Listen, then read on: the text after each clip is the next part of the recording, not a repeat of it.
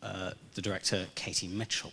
I'm going to ask a number of questions that are going to range across Katie's 20-odd year career.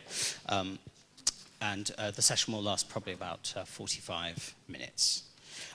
So look, can I just start by talking about this place? Because really at the very beginning of your career, as I understand it, a very formative experience was quite an extended piece of travelling and researching in Eastern Europe. Could you say something about that? What you were going for, and perhaps what you learnt? Yeah, I came here 22 years ago and looked at the work in this city of Lev Dodin, and also in Moscow of Anatoly Vasilyev, and then also in Georgia and Lithuania in actually December '89, just after the wall had fallen. And it was the most informative part of my of everything. Actually, it shaped everything that I did and do. So it's very strange coming back 22 years later to look at the city and to walk the walks I walked. I studied Lev Dodin's work and watched him train directors for 3 weeks in this city, and then also work with his own actors. So I suppose I was shaped by that visit and those international practitioners much more than I was shaped by anything in my own country. Can you say something about what imprint, I mean, probably it's impossible to itemize every aspect of the imprint, but could you say something about what imprint contact with those practitioners and with these places has had on your work? I suppose in the UK, there's an understandable and joyful preoccupation with language and with speaking words, but there isn't such a preoccupation with constructing behaviour and psychology, of which language is a small component. It's a very small component of our behaviour and interactions. So in this country, at least, the legacy of the investigations of Stanislavski, which were very rigorous and thorough investigations into how to represent lifelike behaviour on stage, that legacy creates a sort of an amazingly sophisticated and complex methodology of acting and directing. Very, very sophisticated, very rigorous, with the emphasis on behaviour and not on language.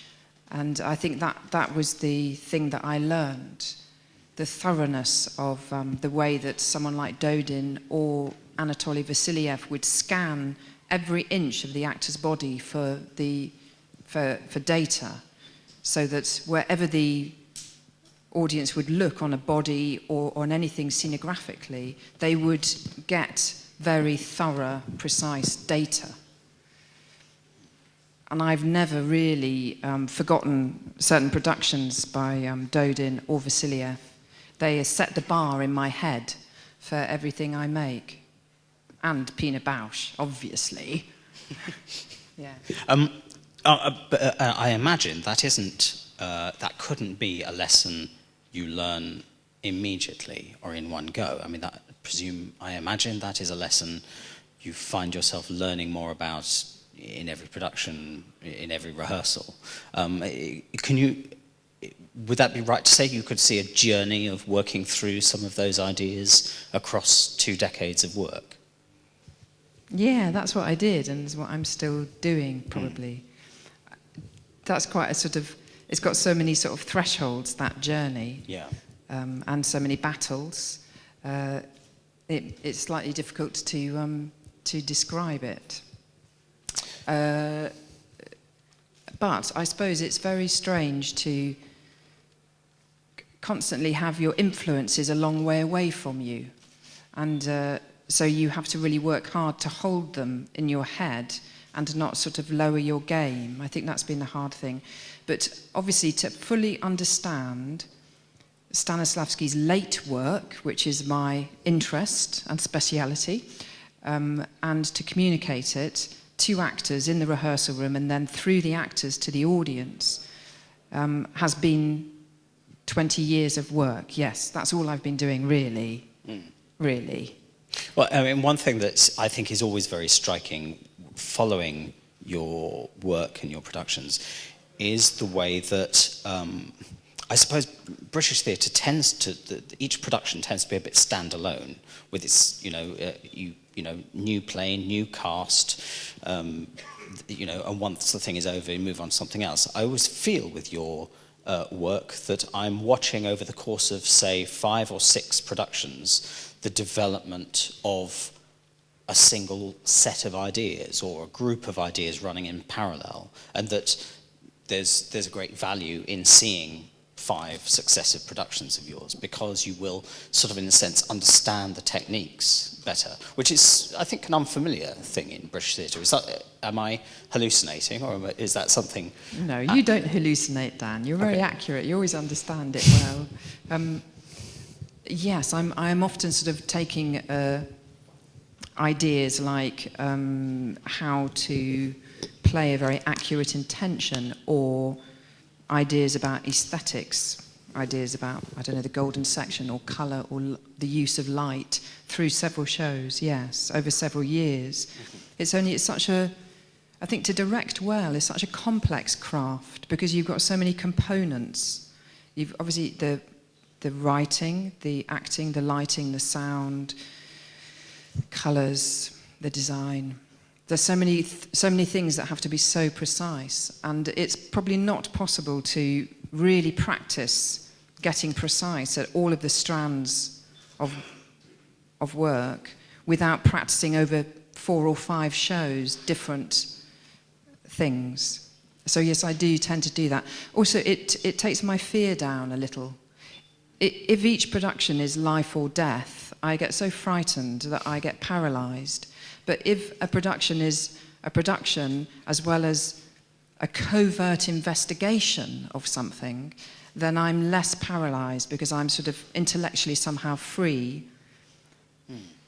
Does that also mean a certain acceptance of failure? I mean, that's a rather harsh way of putting it, but if you're thinking that I'm going to be developing this over 5 productions, that must, failure is too strong a word, but that must mean to some extent an acceptance that something might be worked out in a rather rudimentary form, or you know that this is a stepping stone towards a next investigation. Is that something you think about? Yeah, I don't think there's failure. Mm-hmm. I just think there's less clear. Right. So I think you just execute less clearly and less precisely. It feels pretty awful, obviously, if you do that. But yes, but I just don't think in individual units of productions. I think in sort of arcs of work all the time. Maybe wrongly, I don't know.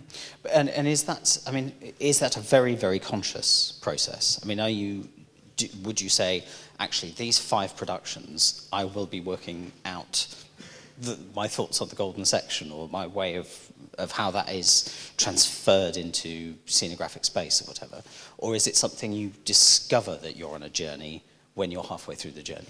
Both components are true. Right. Some are very conscious, and some become conscious retrospectively.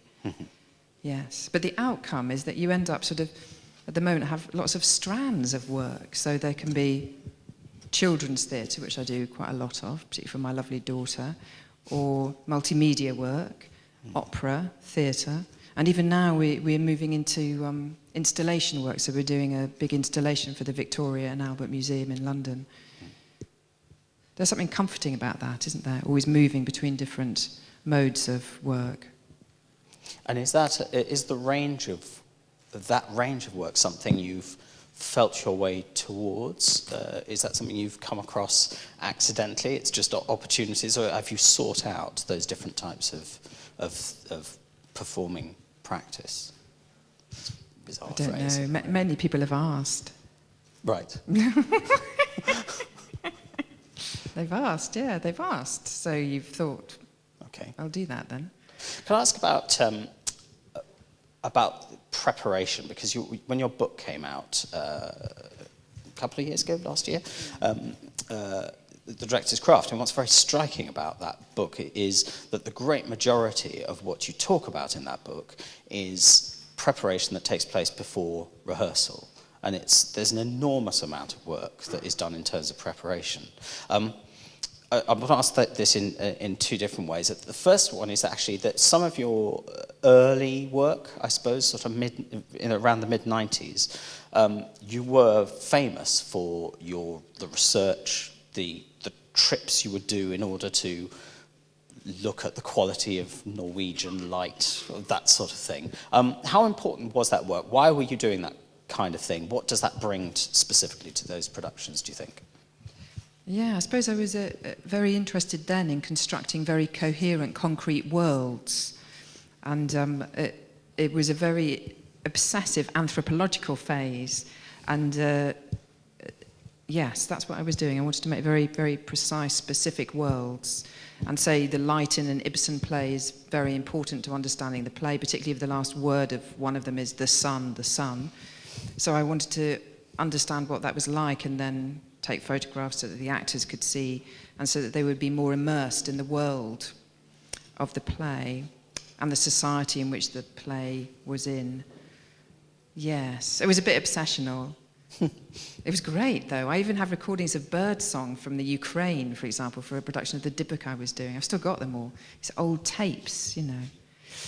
But I do think it did help the actors immerse. I think the sadness was that the actors couldn't make the field trip, so they didn't come to the Ukraine or to Norway, and I think that was a weakness in the methodology. But now I don't do any trips.